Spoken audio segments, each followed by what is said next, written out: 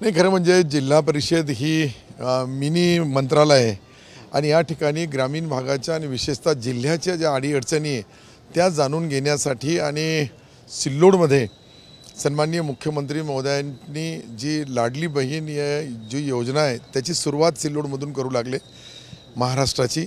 त्याची ही पूर्वतयारी आणि विशेषतः इथं जिल्हा परिषदमध्ये जे जे काही शेतकऱ्याच्या, शेतमजुरांच्या, गोरगरिबांच्या, गावाच्या छोट्या मोठ्या अडीअडचणी केंद्र सरकारच्या, राज्य सरकारच्या योजना राबवल्या जातात त्याचा मी आढावा आज घेणार आहे आणि कार्यक्रम शासकीय असल्याकारणाने त्याची पूर्वतयारी घेण्यासाठी आलो।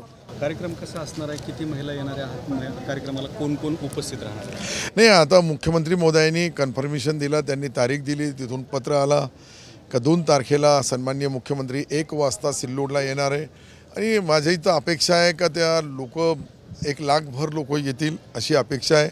पण इतका मोठा डोम तयार करायला, इतकी मोठी व्यवस्था करायला थोडा ताण येणार आहे, परंतु लोकांची उत्सुकता आणि महिला भगिनीमधल्या आपले भाऊ येऊ लागले मुख्यमंत्री त्यांना देण्यासाठी। प्रत्येक वेळेस मुख्यमंत्री महोदय येतात ते फक्त देण्यासाठी आणि या संभाजीनगर जिल्ह्याने औरंगाबादने त्यांना बऱ्यापैकी जो खासदारापासून तर 5 आमदार त्यांचे आहे आणि हे सर्व पाहिलं तर शासनाच्या ज्या ज्या योजनेचे कडं सिल्लोड सहित ज्या जिल्ह्यामधल्या बाकी तालुक्याचे ज्या अडीअडचणी ते मी आज समजून घेईन आणि त्याच्यावर निश्चित तात्काळ, कारण की वेळ कमी आहे,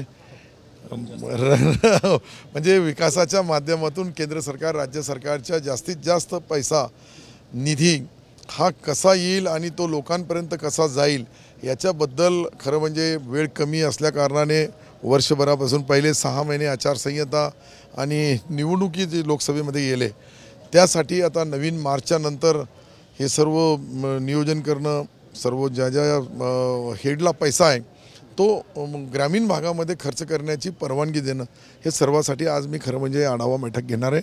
आणि पाण्याचा प्रश्न बऱ्यापैकी मिटलेला आहे, पण काही गावांना अजूनही वॉटर लेवल वाढलेली नाही, म्हणून पिण्याच्या पाण्याचा काही प्रश्न आहे, त्याला टँकरला वाढ दिलेली आहे, मुदतवाढ।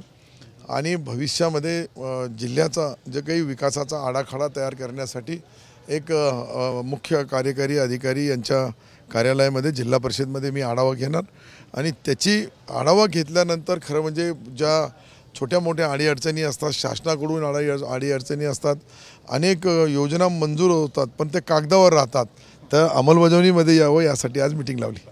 दुसरं म्हणजे तुम्हाला निवडणुकीच्या 2 महिने आधी पालकमंत्रीपद मिळालं, त्यामुळे हा काटेरी मुकुट समजला जातो, कारण या कालावधीमध्ये तुम्हाला या सगळ्या विधानसभेच्या, तुमच्या 5 विधानसभेच्या, भाजपच्या 3 विधानसभेच्या आणि कन्नडची सुद्धा एक जागा तुम्हाला निवडून आणायची, या सगळ्या गोष्टींचं प्रेशर तुमच्यावर असणार आहे? नाही, प्रेशर काही नाही, मी कार्यकर्ता आहे, अनेक वर्ष 43 वर्ष मला राजकारणामध्ये झाले आणि 5 वेळेस मंत्री राहिलो, अनेक जिल्ह्याचा पालकमंत्री राहिलो, ह्यासाठी माझा हा होम पिच आहे आणि माझा स्वतःचा जन्मभूमी असलेला हा जिल्हा आहे। या जिल्ह्यासाठी खारीचा वाटा का होत नाही, तात्काळ विकासाच्या माध्यमातून त्याचाही परिणाम तुम्हाला निश्चित पाहायला मिळेल। मी ग्रामविकास मंत्री असताना आता ही जी इमारत समोर उभी आहे त्यावेळेस मी त्याला मंजुरी दिली आणि आज ते अंतिम रूपमध्ये आली, याचाही मला आनंद आहे। आता काही दिवसामध्येच जिल्हाधिकारी कार्यालय असेल, बाकी आमच्या डिपार्टमेंटच्या वक्फ बोर्डाचे काही काम असेल आणि कांदा बँक जी काढू लागले ती कांदा बँक संभाजीनगर औरंगाबाद जिल्ह्यात त्याचा एक मंजुरी तत्वता मान्यता मुख्यमंत्री महोदयांनी परवाच्या मीटिंगमध्ये दिली।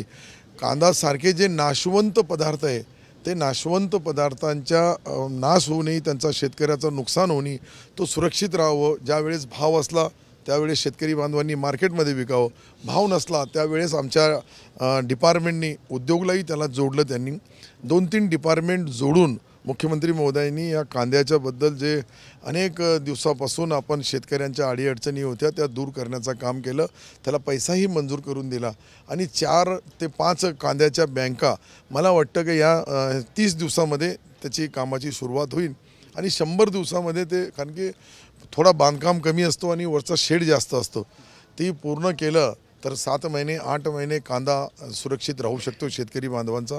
यासाठी ती कांदा बँक जी काढली त्याबद्दल अनेक दिवसापासून ती मागणी होती, तीही मान्य केली मुख्यमंत्री महोदयांनी। मी पणन मंत्री असल्याकारणाने माझी ती जबाबदारी होती आणि ती जबाबदारी पार पाडली। शेवटचा प्रश्न, पालकमंत्री पदासाठी रस्सीखेच जोरात सुरू होती, अनेकांची इच्छा होती की ते आपल्याला मिळावं, मात्र या शर्यतीत तुम्ही पुढून निघून गेलात. आता जे तुमची उरलेली खेळाडू होती ते नाराज झाले. त्यातल्या त्यात अतुल सावे यांनी तुमच्याबद्दल नाराजी व्यक्त केलेली आहे. तुमच्या आज वर्तमानपत्रात जाहिरात आली, तुमच्या एका कार्यकर्त्यांनी हाताने दिली. त्यात वरती कल्याण काळेचा आणि इम्तियाज जलील यांचा फोटो होता. त्यामुळे त्यांची आणखी नाराजी वाढली आणि ते म्हणाले की हा सगळा प्रकार चुकीचा आणि याची आम्ही वरिष्ठांकडे तक्रार करणार आहोत. हे आपण एक लक्षात घ्या, ते जे जाहिरात देणारे तेही त्यांच्या विरोधी पक्षाचे, पण तो माझ्या नावाची जाहिरातीमध्ये कोणी हा माझ्या पक्षाचे असते, ते आपल्या पक्षाचे कार्यकर्ते असते, ते आमचे मित्रपरिवार आहे. गायकवाडची जाहिरात मी पाहिली आणि गायकवाड त्यांचा एक स्वतंत्र पक्ष आहे. त्यांच्या पक्षाकडून त्यांनी काय द्यावं, कोणाचं द्यावं, कोणाचा फोटो छापावं, कसं छापावं, याच्याबद्दल मला वाटतं दुसऱ्यांना काही बोलायची गरज नाही. आणि ते बोलत असाल तर हे थोडा मला वाटतं काही लोकांना तितका अभ्यास नसेल. हां, ते कधी शिवसेनेचे असते, आमचे कार्यकर्ते असते, त्यांनी छापलं तर गोष्ट वेगळी आहे. ते स्वतंत्र पक्षाचे, त्यांनी आमच्या भोमरे साहेबाच्याही विरुद्ध प्रचार केलेला आहे, तुम्हाला माहीत नसेल, लोकसभेमध्ये. पण ते त्यांना माझ्या नावाची ज्यावेळेस घोषणा झाली त्याची खुशी झाली असेल तर यांनी खुश व्हायला पाहिजे.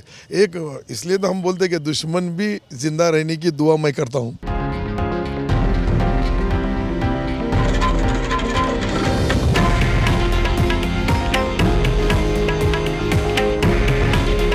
हे आहे देशातील नंबर 1 न्यूज नेटवर्क आणि आपण पाहत आहात TV9 मराठी.